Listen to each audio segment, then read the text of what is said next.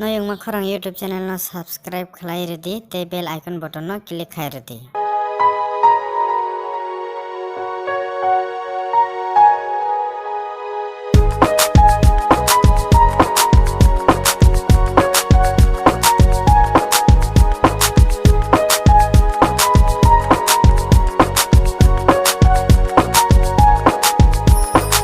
Nini maya sono ang lepong maya o kormoti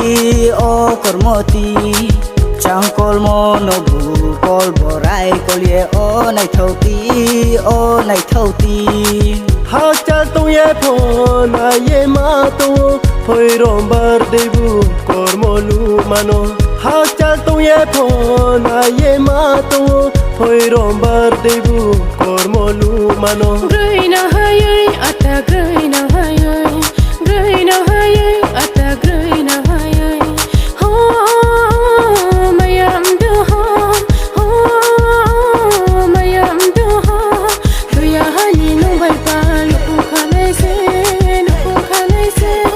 tu ya hani no bai pa lu khale se ho mayam do ho Nini maya sono ang lepong maya o kormoti changkol mo nobu kol borai kolye o nai thauti ha chal tu ye phon a ye ma tu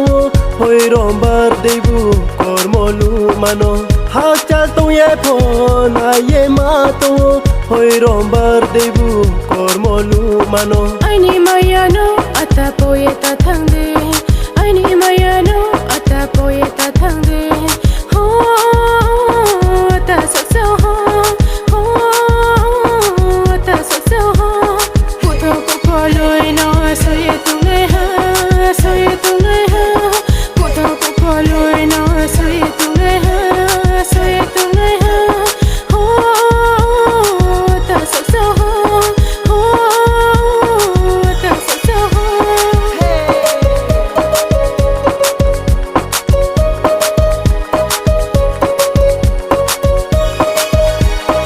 Ini horo kau suri ye klet phoi khe tui nang thang nai kormo ya lui mano ai ni brui ka ham mano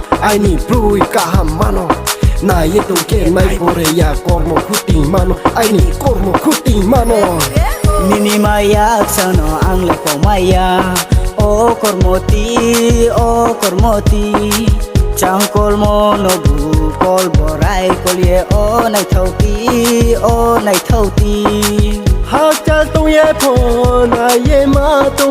phoi rom bar debu kormolu mano ha chal tu ye phon a ye ma tu